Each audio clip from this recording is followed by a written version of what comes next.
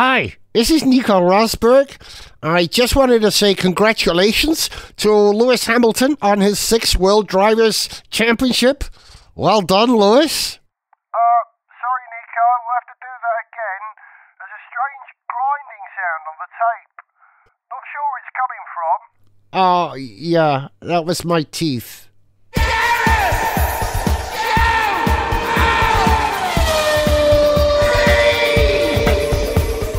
Hello, welcome to Gareth Jones on Speed. He's Richard. Hello. She's Sarah. Hello. He's Zog. Hello. And you know who I am, and you know who the current world champion of Formula One is. Small, delicate round of applause, please, for Lewis Hamilton.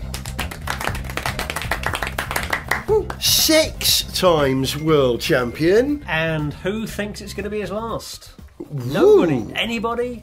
Does anybody think he's not going to win another one? Well, the way Honda are going at the moment, it's certainly not going to be as easy for him next year as it has been. Well, not that it was easy. And the way that the younger generation of drivers are coming up. Before Verstappen's got his world championship in, already you've got Albon looking tremendously promising as another... Damon Albarn.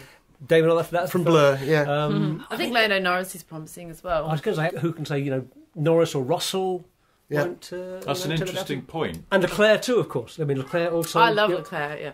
One of my faves. Why do you love Leclerc? Is it because he's cute and lovely and gorgeous? Because he is, even He's that too. No, yeah, even I swoon when he's on. I think he's delicious. Yeah. Finn, hush! I think he's had enough disappointments in his life to make him quite endearing. It's easy to support somebody that's... He's lovable. Yeah, he's lovable. Plus, he's really, really good at Formula 2. He's very successful at that. He stormed it, yeah. Shaking a few feathers there at Ferrari. Today, I should say, we're recording this programme immediately after the Brazilian Grand Prix, and a few minutes ago we were all gasping as the two Ferraris came together, as Lewis tipped Damon Albarn from Blur into a spin. Great entertainment. It shouldn't have been that entertaining, that race, because this is kind of academic racing, it's non-championship racing. But if this is the way it's going to be in the future, hey, I'm there with the sport again. Was it academic? Because I haven't been paying attention. Were there any teams that were in a position why a few extra points could leapfrog them over someone else in the championship for manufacturers? I think the battle between McLaren and Renault is ongoing, isn't it? There was also the battle for third, Verstappen and Charles Leclerc. Charles Leclerc. You know what? Martin Brundle called him Charlie during the commentary. Yeah, Charlie Clark. Charlie Clark. Charlie Clark, I call it. Leclerc. Yeah. Leclerc. To come back to your point, Zog, is it going to be Lewis's last championship? What do you reckon, Richard? No, God no. I mean, yeah, of course not. I don't know. He might find, well, I was going to say find God, but he's already found God, hasn't he? He might find more God and go off and become a reverend whole somewhere. pantheon of them. And quit F1 over the winter, but I doubt it. And that being the case, I'm sure he's a shoo-in for another championship. But you've raised an interesting point, Zog. There's some whippersnappers, and more of them. They want his lunch. And the thing I realise you said as well is that Verstappen has never won a world championship, and it sort of tips to be he was the whippersnapper. Yeah, for the last couple of years he's been tipped to take the crown. Yeah. Well, even a driver like Hulkenberg, when he started coming in, they all thought he was the next best thing. We've got Daniel Ricciardo. All these guys are predicted Formula One world champions. Well, but will they always just be the potential of the Formula One world champion? But actually, in fact, never become a Formula One world champion. Well, most of them won't, will they? No. Yeah. Unless they have a car on parity, which is what they're working towards. So maybe we'll see some changes. But they are all the top of their game. The guys who get into Formula One are picked because either they've won the lesser formulae or should have won in the lesser formulates. And when they get to this very, very high standard, all bets are off. It's like a level playing field apart from the cars, which makes the difference. But the new rules will hopefully shuffle up the pack a little bit. So if Lewis doesn't win next year, it's going to be harder for him to win in the following years. I don't know. I think rules tend to shuffle up manufacturers. New rules tend to shuffle up the pecking order of manufacturers because there's randomness in how each team deals with the new design challenges and whether they get their choices of compromises to make just right, or they come up with a really special idea. New rules do much less to, I think, jumble up the driver order. Sometimes you do get a thing where there was the period when Vettel was doing very well out of the blown diffuser cars, because he could exploit the characteristics of those cars with his driving style in a way that a lot of other drivers couldn't. He was able to get in there and figure out how to make the most of that car when other drivers couldn't. But most of the time I think that the best drivers stay the best and the not quite so fast drivers stay not quite so fast. They just all get pegged back or forward a little bit depending on what the new rules give them in terms of racing machinery. So what you're saying is the likelihood of Williams suddenly delivering a championship-winning car in 2 years' time is very unlikely, very low. No, I'm saying the reverse. I'm saying that a change in the rules tends to mix things up a bit, and it makes it more likely that Williams is going to be able to come up with a solution that bumps them up the grid. Actually, I'm not sure whether they've kind of really got the budget at the moment to be able to, to be able to put the resources into dealing with the quite significant changes that are coming up, because the way that the aero is working on the cars now compared to how the aero is going to work with the 2021 rules is considerable. It's a sea change rather than a collection of tweaks. And I think that means there's going to be much more opportunity for the design teams coming into this to do the kind of clever stuff that aerodynamicists and car designers do that we only have the vaguest grasp on and really don't understand at all. But, but they do some kind of basically magic. Witchcraft. And we're amazed by it. It's a question of who comes up with the best witchcraft. Lewis Hamilton definitely won't stop until he at least equals Michael Schumacher.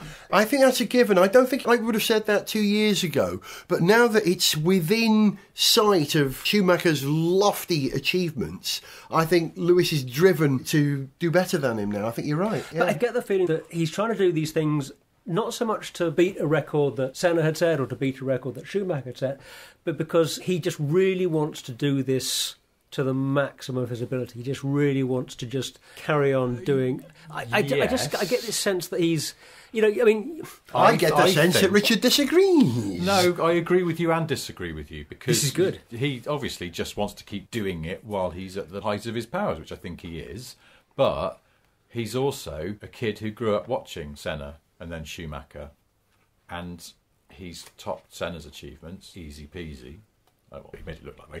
And now the next target is, why not try and best these boyhood heroes who he holds in great regard, but also it boosts his self-regard in the nicest possible way if he can actually prove himself to be better than the people he idolised as a child. I mean, that's an incredible thing for any human being to be able to do, to go, here's someone I really respect and they're the best in their field, but now I'm better. And then a few years later, he sort of remarkably finds himself in a position where he can seriously think about actually beating the records of those, of sporting idols. But it must be extraordinary. Because he is definitely someone who kind of appreciates culture and references from the US.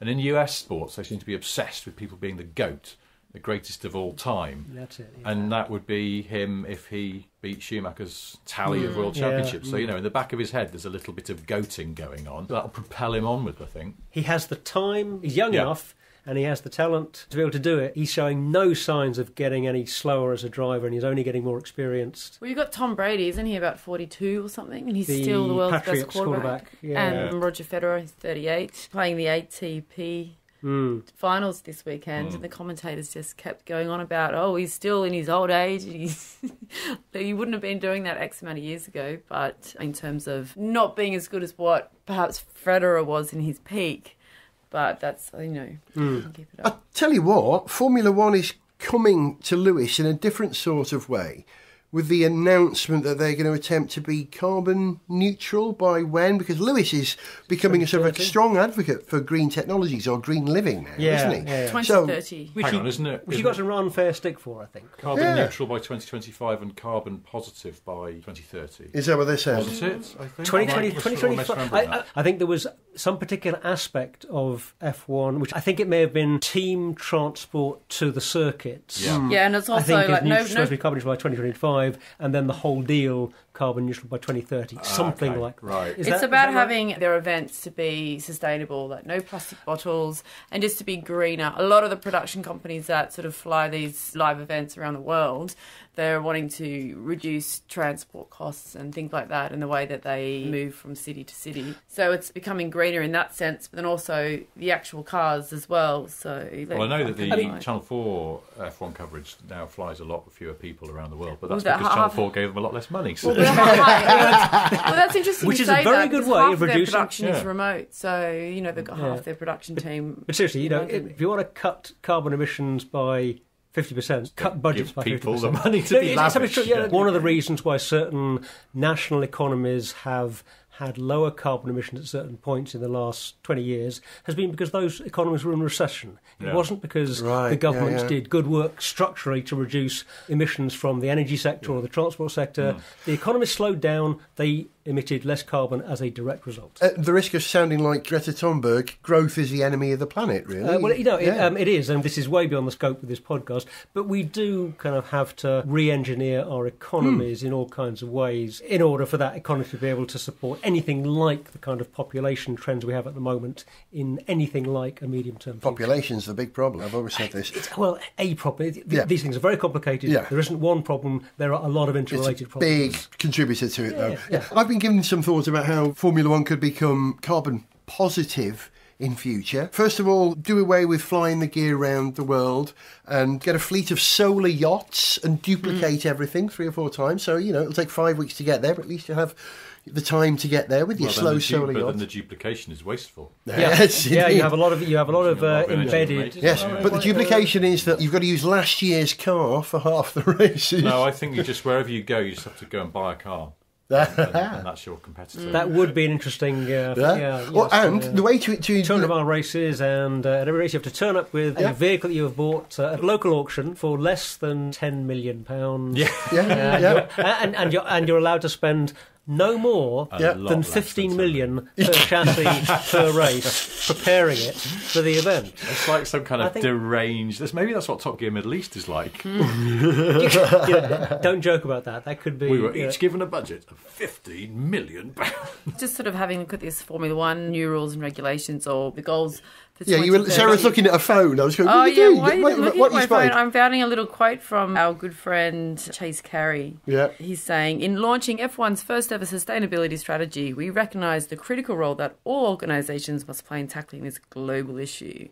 So by leveraging the immense talent, passion and drive for the innovation held by all members of the F1 community, we hope to make a significant positive impact on the environment and communities in which we operate. The actions we are putting in place from today will reduce our carbon footprint and ensure we are net zero carbon by 2030. One interesting aspect of this is that, to me, my personal view of this and the personal view of F1 announcing it's going to do this is I'm thoroughly in favour. I think it's good, well done, do it. This is a great idea.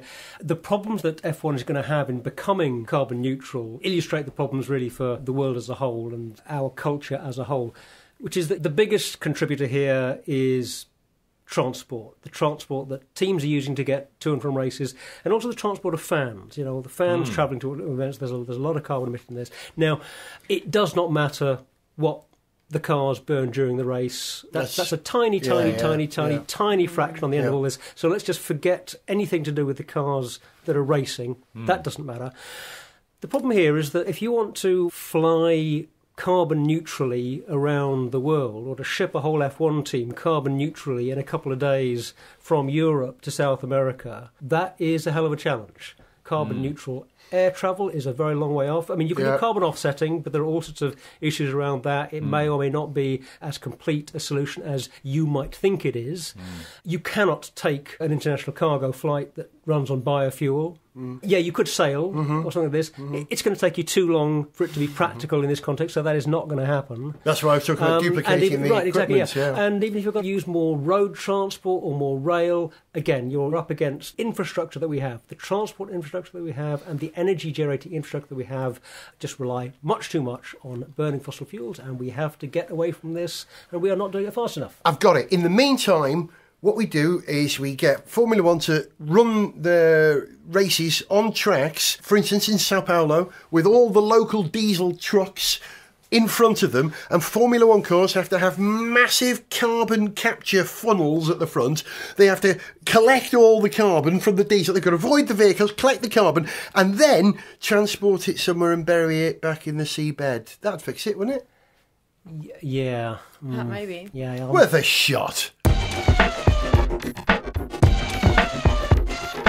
Toto Wolff, you weren't in Brazil for the final race of the season. Does this mean we won't see you at F1 races in 2020? No, I'll be at races next year, of course. Ah, so are you saying that, in any sense, you will, as it were, return? Yes, that's exactly what I'm saying. You will return? This is what I'm saying. Can you actually say it? I can confirm that I will assume my usual position of attending races next season. You will return. I just said yes. Say it again. Say you will return. But say it not quite like that. I confirmed this already. My return to races is guaranteed. So, you will return? Why do you keep asking me this? Just do it. I'll be back. Toto Wolff, thank you. Now, I have here some clothes, some boots and a motorcycle.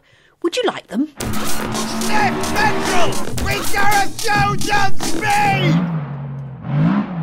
If you've listened to Gareth Jones on Speed for several years, you'll know that we've followed the Bloodhound project for several years, from when it was called Bloodhound SSC and now under new ownership, Bloodhound LSR. Now, you will have spotted in the news this week that they achieved 628 miles per hour, which is incredible. And I was very pleased to get a chance to actually talk to the man who drove that car just over a week ago. Before they'd done those incredible speeds, they were cruising at just over 500 miles per hour. And I spoke to Andy Green via the gift of Skype.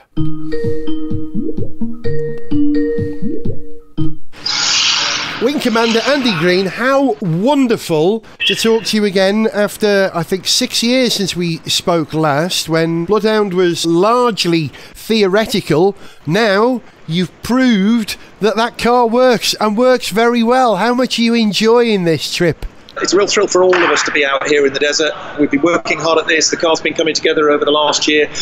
The desert, of course, out here has been coming together for the last 10 years. The Northern Cape government's put a huge amount of effort into it. The local people, 300 strong teams for the last 10 years. They took a rubble-strewn desert with a causeway and a road running across the middle, and they've turned it into the best straight-line racetrack pretty much anywhere ever.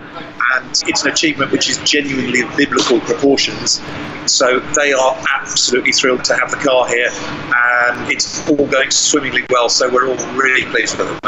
I read on your blog that you had genuine doubts about the feasibility of the racetrack. Were you in the right desert, was the question. Has it proved to be okay with that causeway crossing the track? Whenever you're doing a scientific experiment, you have to question the experimental assumptions that you make, and it's exactly the same thing for developing the engineering and the science like this. We need to keep questioning every single bit. So we were all exactly right to keep questioning, is it the right desert? Have we got to the right place? The encouraging thing in getting here is just what an extraordinary thing the locals have done, what an extraordinary surface they've left, and how well Bloodhound is coping with it. It really is the track we always wanted it to be. I'm very glad to hear that. Tell me now about driving the car on that surface. I know that the peak speed that you've achieved so far is 501 miles per hour. Is it stable at those sorts of velocities, the car? Yeah, the car is actually too stable at the moment. We have a larger yaw static margin than we would like for high-speed testing, but that's because, of course, it's been sized for next year once we have the rocket pack and everything else fitted, and that will move the central gravity back, reduce the yaw static margin, reduce the crosswind sensitivity. So at the moment, stability is too large. It's on the upper bound for where we'd like it. We'd like to push it down just a little bit, just to give us a bit more flexibility. So does that mean that the car isn't responding to steering inputs as much as you would like? How does that manifest? No, it means it's responding to gusty crosswinds more than we would like. And how hard are you having to work to keep it on the straight and narrow, so to speak? It requires occasionally some fairly rapid steering inputs and the occasional gust outside of the crosswind limit is pushing the car several metres off the track. But of course, that's why the Northern Cape government has prepared a kilometre or over a kilometre wide strip out here to mean that if we do, even if the car does get pushed off the track by several metres, that isn't even worth mentioning in safety terms. It's purely a control and stability data point that we need to work around. You're taking a beautifully logical approach to something which I'm certain most of us who like to drive quick vehicles would consider a frankly terrifying experience. Are you nervous or are you hyper concentrating when you're driving the car? Well, it's kind of my job to concentrate when I'm driving the car, so that tends to be... What has been the most unsettling moment for you so far? I'm not sure we've actually had any particularly unsettling moments. The whole point about high-speed testing and a step-by-step developmental process to increase the operating envelope of the car is that you don't have a massive scary moment where suddenly something comes up that you weren't expecting, because we've increased the speed step-by-step. We've done everything in an incremental and progressive way. Tell me about the programme ahead of you now. How long have you got out there and what are the targets? The target is to develop the car up to as fast as it's comfortable to go in the distance available, and that will take possibly another week or two, depending on the weather, depending on how the car behaves. And how is the weather panning out at the moment? I saw that you had some pretty massive sandstorms and you have an upper limit on crosswinds, is that right? Yeah, of course, any vehicle like this will have a crosswind limit. We need to put this in context. We're operating from 10 mile an hour crosswind because at the moment the car is slightly more sensitive to crosswinds than we'd like. But places like Bonneville Speed Week and most land speed records will pull stumps by 10 miles an hour across at the latest. So Bloodhound is already right at the top of what most high-speed cars could do, and that's even being cautious during the high-speed testing. So the crosswind limit is the massive problem for us. You mentioned the dust storm. Of course, we put that up on the internet to let people see what a dust storm is like out in the desert, but we've had one of those in the month that we've been here. That took out half of one day. One of the reasons we've come to South Africa, the weather overall is being very kind to us.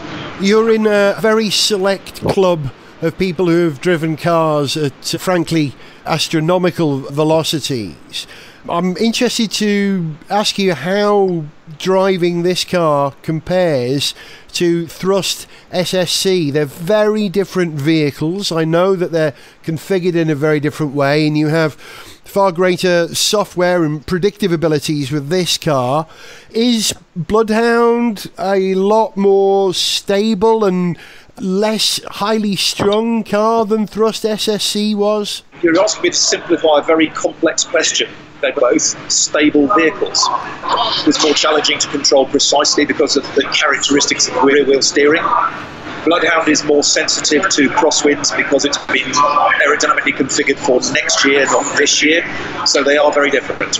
I was told many years ago that when you fly an F4 Phantom, beyond supersonic velocities, the way that your ailerons and rudder operate are directly opposite to how they operate at subsonic velocities, where you institute a yaw with your rudder and it rolls in the opposite direction. Is that the sort of thing that you'll have to cope with at supersonic speeds with Bloodhound? Gareth, I'm afraid here I have to quote Luke Skywalker about your Phantom story to say that that's quite remarkable because everything you've just said is wrong. Oh, how wonderful to hear that. I've asked this question many times of people. You're about the only person I know who has the experience to answer it correctly. Really? So that doesn't happen at supersonic speeds, is that right? The whole control reversal thing is a Hollywood myth, so it actually doesn't happen. I'm particularly glad to hear that, quite frankly. How do you feel going forward now? Will the car be able to reach the ultimate target that was set a very, very long time ago of 1,000 miles per hour? Is that something that you're still setting as an upper limit, or are you just taking it stage by stage? The fundamental design principles of the car are still the same. It has all of the design facets for 1,000 mile an hour capability. That said, Ian Moorhurst's new owner has broken it down into two very distinct phases, and I think very rightly we'll focus on getting a new world land speed record and targeting 800 miles an hour for our next visit to the desert, and then look at all the data and work out how much more difficult it will be to get from there to 1,000 miles an hour, and reassess phase 2 of the programme at that point, which I think is a very sensible way of doing it. I would imagine that the complexities at running at 800 miles per hour are geometrically larger than running at 500 miles per hour. As I understand it, air resistance squares with velocity. Are you getting into an ever more complex zone? Are you learning about what could happen by operating at these speeds right now at just over 500? Yeah, of course we are. That's the purpose for being here. And is it matching your predictions, any simulations or analysis that you've done beforehand? How close is it to what you predicted? So far, it's very close. We've only just started scratching. We've only got to about Mach 0.65 so far, or a little under that, about 0.63. So as the Mach number comes up, we'll then start to get a lot more aero data on the predictions.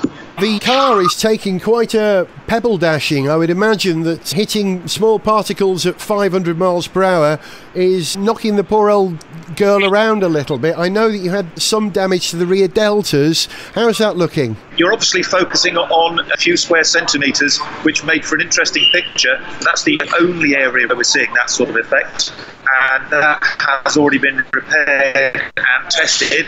And obviously there is also a longer term repair when we get back to the UK, which will actually minimise the problem by reshaping the airflow around that bit.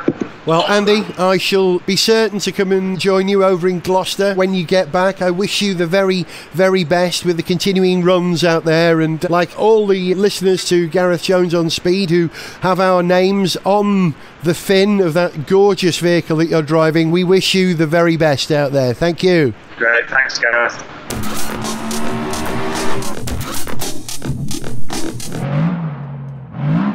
Yeah, quite a thing, and thrilled that Bloodhound have now completed their project for the moment. We'll bring the car back home, having done 628 miles per hour, and work out how they're going to run it with a rocket strapped to it over the next 18 months. Fantastic. You're a fan like me. Yeah, Zog. I mean, a car that has a jet engine and a rocket on it, that's quite something. That's showing off. I love some of the challenges in the design and engineering of these things are fantastic. You have to have solid wheels because you cannot make a tyre that won't explode if you stick it on a car and run it over a bit of land at 700 miles an hour. Yeah. Titanium wheels, aren't they, I think? And there's all this stuff about the aerodynamics of the car as it's approaching the speed of sound. In a way, it's harder doing this with a car than it is for a plane, because when you push a plane through the speed of sound, you're not having to deal with a shockwave building up and then bouncing off the ground a few inches beneath you and then being reflected back. Yeah, it's tricky stuff. Good luck to them.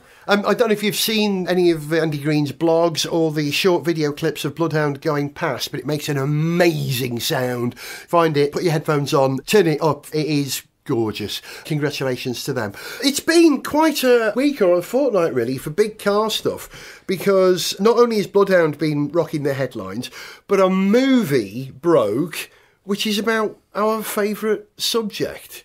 Not just motorsport, but specifically Le Mans. The movie's got two names. In Britain it's called Le Mans 66, but in the States it's called Ferrari versus Ford, because apparently they don't... Ford versus Ferrari, because apparently they don't know about Le Mans, which I doubt that very much. You haven't seen the film, Richard, have you? No, I couldn't go. I've been invited to go and see it, and I couldn't go, annoyingly. So. But we luckily accepted your invitation. Thank you very much indeed. Zog, you saw it seperate to Sarah and I. I did, yeah, because I hadn't updated my WhatsApp, yada, yada, yada. By the time I realised this preview was going on, I couldn't make it. But, I saw it the other night. Now, and I don't know what you thought of the film yet. You both went to see it. Yeah. Yes. And I don't know what you thought of it. And you don't know what I thought of the film. Are you going to tell us what you think of it? I am. Well, okay, I loved it. I thought it did a terrific job of turning a great motor racing story that we happen to know a bit about. Yeah. Turning that story into a great bit of popular entertainment. Like Rush, it takes a true story, takes some liberties with it, but for me, the liberties that it took and anything that it sort of glossed over or scrunched two things into one or just, changed details of, that was all stuff that for me was okay, because it managed to tell a really good story of British grit and Texas swagger versus stuffy suits in the middle of this semi-personal, semi-economic battle between two giants of the car industry. I did see somebody in the US review us saying that really it should have been called Shelby versus Ford. Yeah, because it has. That's the story it's really. Yeah. Well, and part of it, and a lot of the story is that Shelby and Miles as the kind of one-man band, the independents, the Mavericks against the bean counters. But it so happens that the bean counters have been persuaded that they need to go out on a limb and take a bit of a risk at the greatest motor race in the world, and they realise that they need a couple of Mavericks to help them do it. The cast was terrific. There are times when it's maybe a little bit corny, a little bit broad strokes, but the cast is good enough, particularly Matt Damon, to sell it, to pull it off. And for me, some of those little kind of cliches and things, they manage to get away with all that because, like I say, they just sell it and they get on with the story and you're loving the story, you're involved in it. It's a long film, but it doesn't feel as long as it is, which tells you something about how well it's telling that story. Yeah, there's all sorts of stuff in, I guess, the development of the GT40 and stuff in terms of how the race was actually run that purists are going to be able to find fault with. But I think they should take more pleasure in the fact that somebody's managed to make another really first-rate bit of popular entertainment out of a great true motor racing story. That's why we love Le Mans, why we love motorsport. It's full of great stories like that. Zog, so the only way that you're going to find out... Yes, I do largely agree. I would have given a bit more... I'm going to hear what you thought in a minute. You'll find out. I would give it a bit more kudos to Lola, who did the initial development work on the car that became the GT40. That isn't mentioned in the film, but that's just a pure geek thing. Who cares? It's not crucial to the human story. From a car point of view, yes, I'm sorry for that. But from a movie fan point of view, I don't care. I care much more about the fact that somebody has made a film that the average moviegoer can go and really enjoy, and they don't care whether Lola developed the original chassis or not. I do. Yeah. But, okay, you want to hear what we think about it, Sarah and I? Yeah? Let's hear it. Well, the answer is we recorded our reaction immediately we came out of the showing. Did you enjoy it? Do you know the story of Le Mans 66, Sarah? Well, I do now. You do now, I wasn't very familiar with it, but I tell you what, actually probably my favourite part of that whole film was the way they depicted Enzo Ferrari. Yeah! Good. Enzo was way cool and a little bit terrifying and a little bit evil. So much character, and it was amazing. Yeah. I rather like the guy who played Henry Ford II. Oh, yeah. Who had real sort of screen presence, which you'd expect from the head of the biggest car company in the world, and he kind of got what he wanted, and his whole body language was very good. I like to imagine that the real Henry Ford II was rather like that. I don't know if he was. It was a Hollywood movie. Yeah, well, probably. I didn't really like the Ford marketing guy. He was a bit of a... Lee Iacocca. Yeah. Very famous. That is famous. Yeah, he pretty much screwed up Ken Miles's last lap.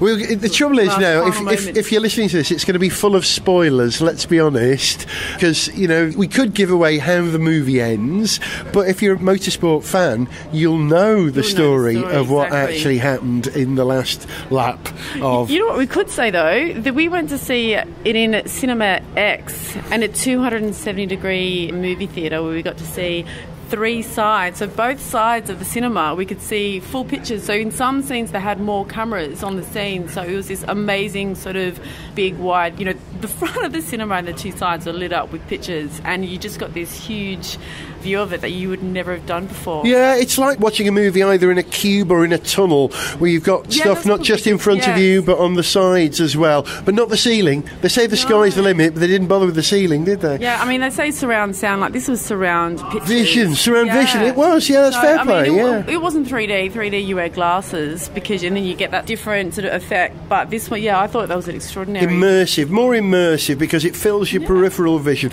and I think it suits a movie like this, where you've got lots of point of view stuff when you're in the car, in-car action. When you're on the track, it does make you feel like you're on the circuit, going down the Mulsanne Straight. Talking of which, I thought the depiction of Le Mans, the circuit, the LSR, in 1966 in the movie, was spot on. It was amazing. I thought it was amazing. I don't know how they do that. No, the way they shot it was very good. You did, as watching it in the cinema audience, like being behind the wheel and being up close. I thought they shot it very, very well with my experience in film and shooting. But I thought it was amazing. Yeah. There were a few shots early on of the GT40 being tested, And I thought, it's not going that quick. It doesn't look like it's going quick, and that's often a problem with cars in movies. But later on, during the racing sequences at Daytona, on the journey to Le Mans, if you like, and at Le Mans, it really did appear like those Ford GTs were going hell for flipping leather. It was genuinely exciting.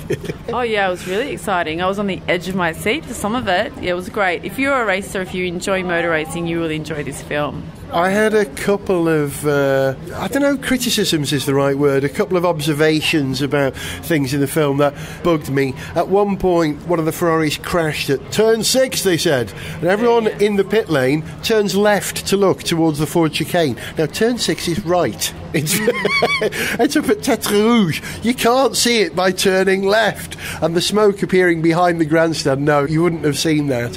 And there were a couple of other things as well, but the thing that slightly annoyed me, I don't know if it annoyed me, but distracted me, that Ken Miles' family are watching the 1966 Le Mans 24 Hours on TV in the United States of America. Two things. It's daylight when they're watching it, and it's daylight in France. Hang on. And when it's dark in France, it's dark in America. I don't think that was right. And second of all, did they really broadcast live motorsport 24 hours coverage via satellite to America in 1966?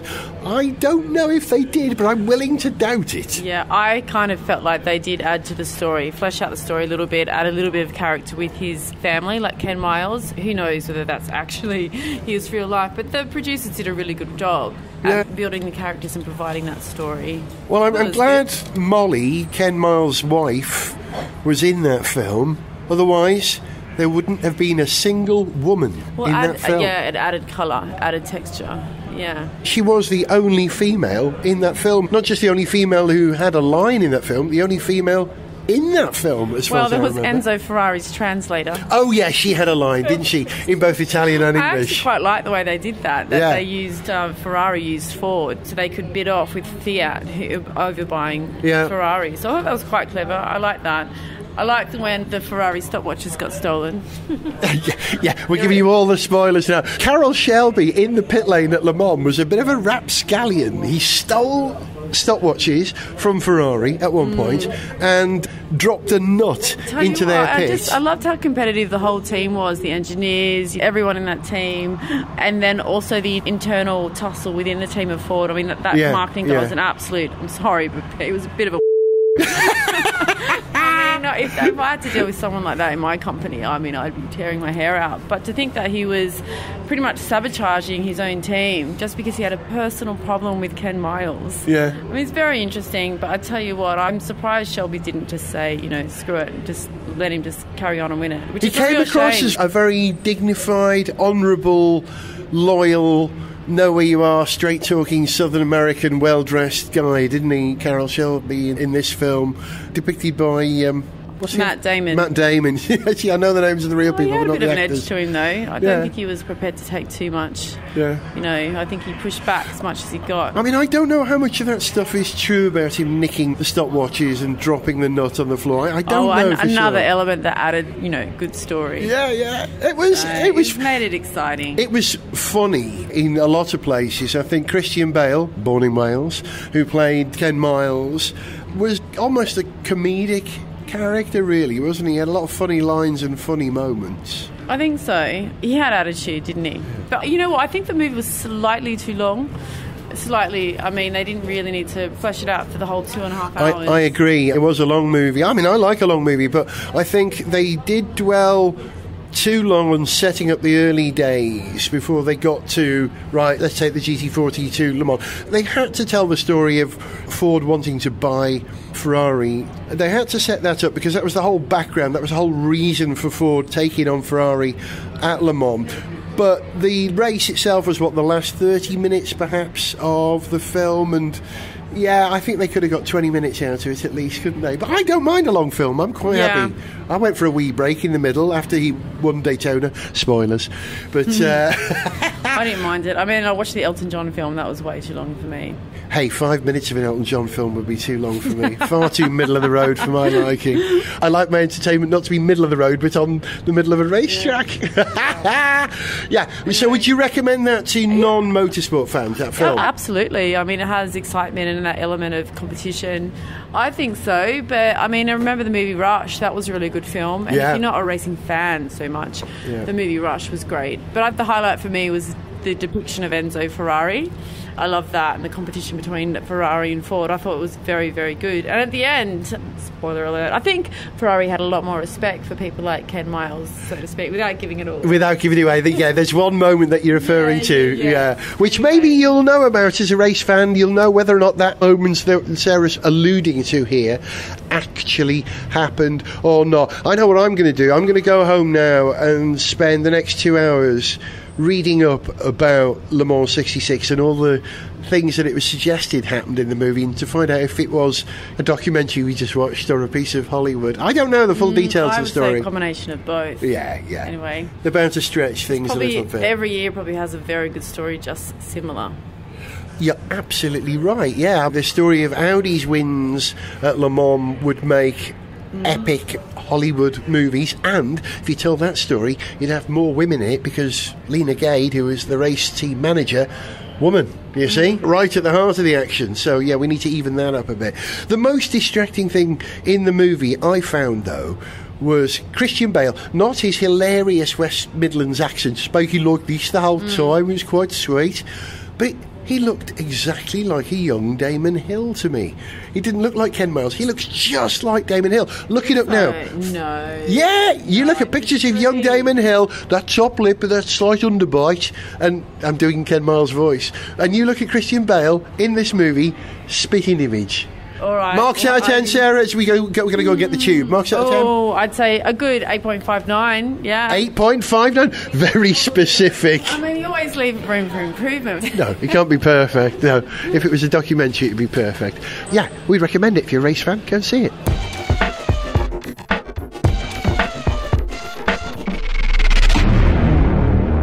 In a world with no competition, and Audi have confirmed their withdrawal from WEC Racing.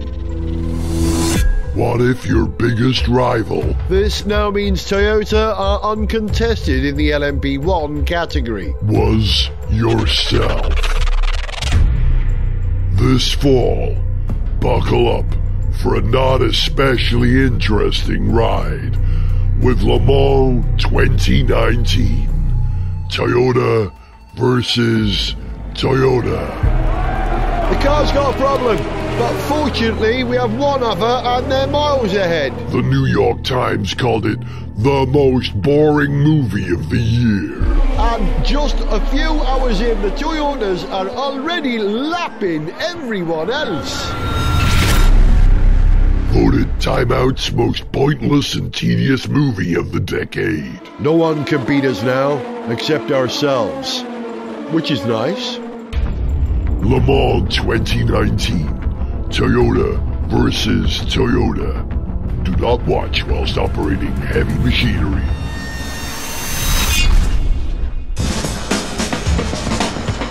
Gareth Jones on speed.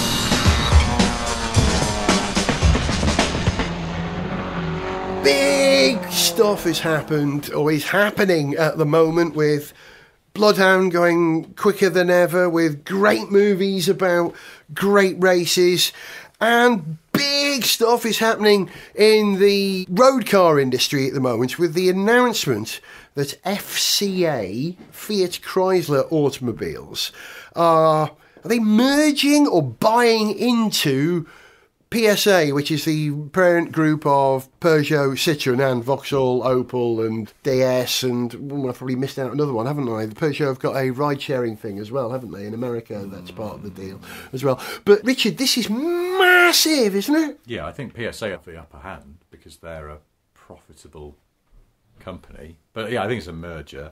But it's a merger that gets FCA out of a load of shit.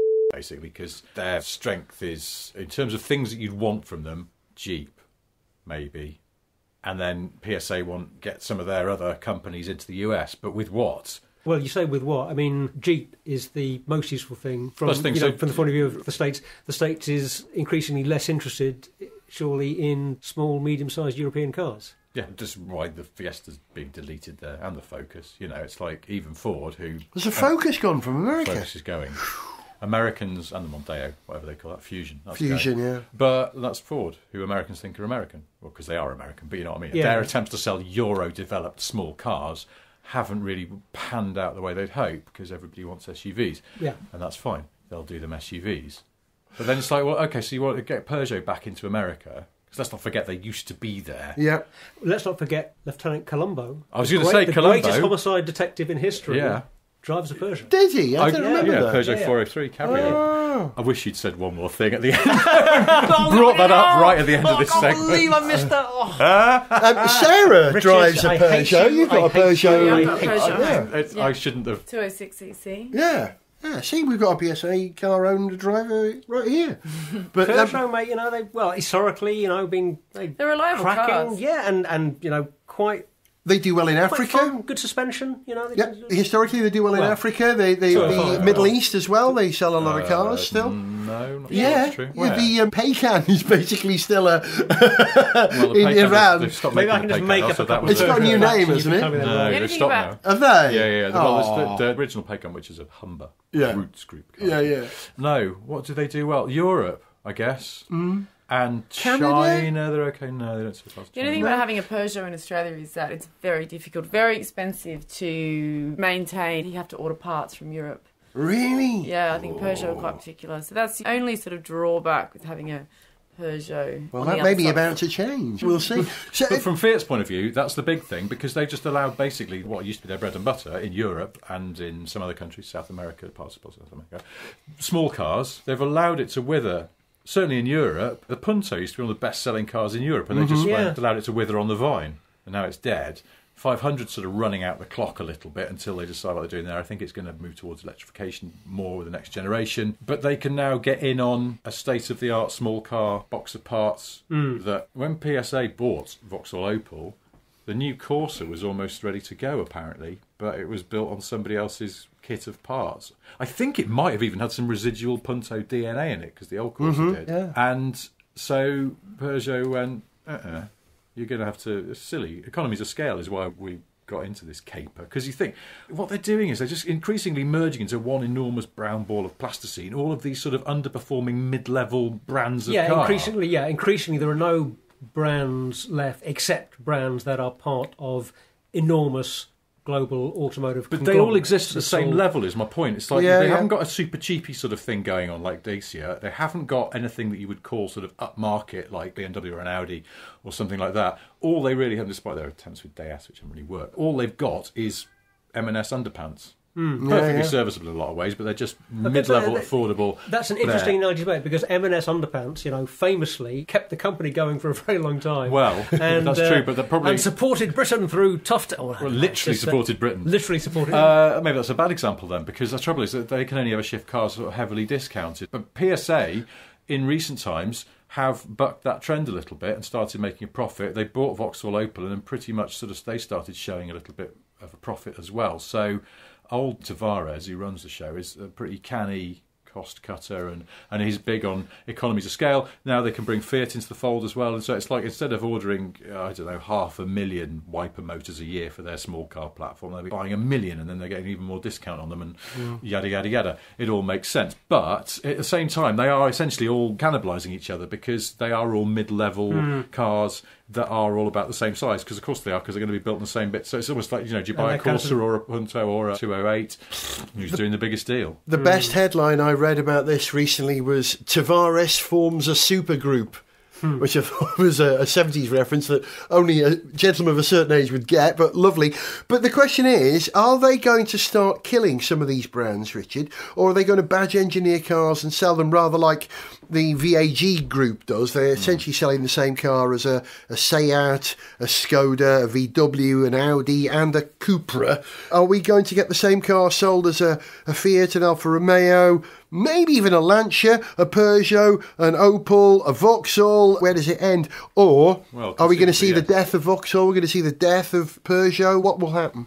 What do you think? In Europe, that's really difficult to pull off because you've then got to basically sack a load of dealers. You've got to close down R&D places. You've got to close down factories.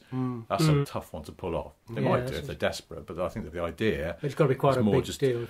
Build everyone up. But how do you do that when you are just all fighting over the same turf? It's not like VW where Audi sits at the top of their mainstream and then VW is sort of a cut above.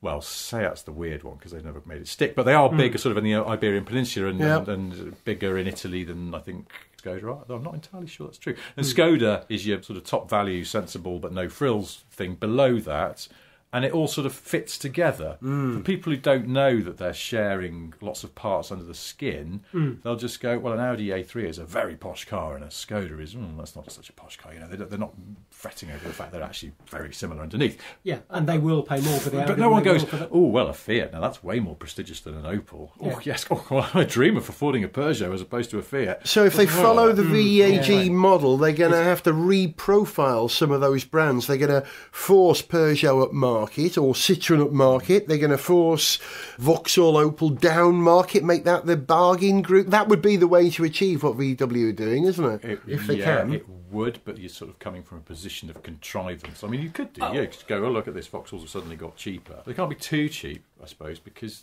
it undermines then, they need their money back. Or the other thing you can do maybe is, if you're talking about sort of, trying to distinguish between these brands, rather than sort of doing it on a kind of price prestige basis, you kind of find a slightly more kind of lifestyle-oriented way of distinguishing your brand. So, Vauxhall is your rugged off-road brand. Let's say you decided to make that. They've also got cheap. That gets a bit problematic. I know, but for the sake of argument, and Fiat is your family brand. You You market the shite out of it with along the line. You distinguish between your brands on the basis of other characteristics than the kind of price and prestige. It's about, whether this is a family car, whether we mostly make family cars, or whether we mostly make adventurous SUVs and off-roady things. The Peugeot Group has been wrestling with that for years because Peugeot and Citroën have always felt a bit overlappy because there was that time when they blanded out Citroën, the sort of Xantia Zara era, and they were actually quite nice cars to drive, but they were just sort of quite ordinary compared to the mad Citroëns of the past. Right. And that made them more like the Peugeots of the present, and there was sort of seemingly very little difference between the two. What did you get from a Citroën that you didn't get from a Peugeot, and vice versa? And the answer was, je ne sais quoi. So, which of these French brands would you prefer this week, madam? Yes, I don't really care. Good morning. I'd like some French car, please. Don't really care what it's on the front says. Just some of that. Just give us 1,200 kilos of French car. We've got to wrap the show because it's been long already. But another bit of news that broke this week, which I got particularly excited about, which kind of crosses over between what we were talking about earlier, Le Mans, and what we're talking about now, the FCA-PSA merger, is that Peugeot have announced that they're going to come into the hypercar class in the WEC and therefore Le Mans in 2 years' time. Great. I think 2022 is that. Is it 2022? That's the date I've got in my mind. I'm intrigued by this because with the PSA-FCA merger, that means Peugeot are now under the same umbrella as Maserati, Alfa Romeo, Ferrari. No, not Ferrari. Are Ferrari still part owned by Fiat? Not at all. No, they were floated on the stock exchange, so they're now owned by... I didn't know that. Piero Ferrari of the proper Ferrari family. Really? And the Fiat have a shareholding, but it's not a controlling stake in any way. So no, PSA have not got their mitts on Ferrari. I didn't know that. I knew that Ferrari was largely controlled by the family, but I thought Fiat still had enough involved there. So I was going to say that's great because Peugeot can borrow some Ferrari technology, can't they? I don't think Ferrari would go for that somehow. I'm quite excited to see what a Peugeot hypercar looks like. I'm really looking forward to seeing that. Yeah. Like one of those concept cars they used to do years ago. You know, the Oxia and stuff like that. Yeah. Onyx. Yeah. They used to do some really cool-looking concept cars. So just dust off one of those. That would do it. Easy. Maybe this is part of what I was talking about, reprofiling the brand, that they're going to force Peugeot up market to put it at sort of the Audi level by racing at Le Mans as a hypercar as opposed to a sports prototype. That would do it, wouldn't it? Yeah, that's interesting. It's just a theory, one of my stupid theories. Right, you've been listening to Zog. Goodbye. To Sarah. Goodbye. To Richard. Goodbye. I'm Gareth, and we're going to leave you with an anthem, and because Lewis won his 6th World Championship, here's Lewis's anthem, because we would like Bottas to have won too. Sung in the Finnish language. See ya. Jumala pelasta armollinen kuningatar elakun jalo kuningatar. Jumala pelasta kuningatar. Lähetä hänelle voitaja, loinen ja kunniakas. Auan hallita meitä. Jumala pelasta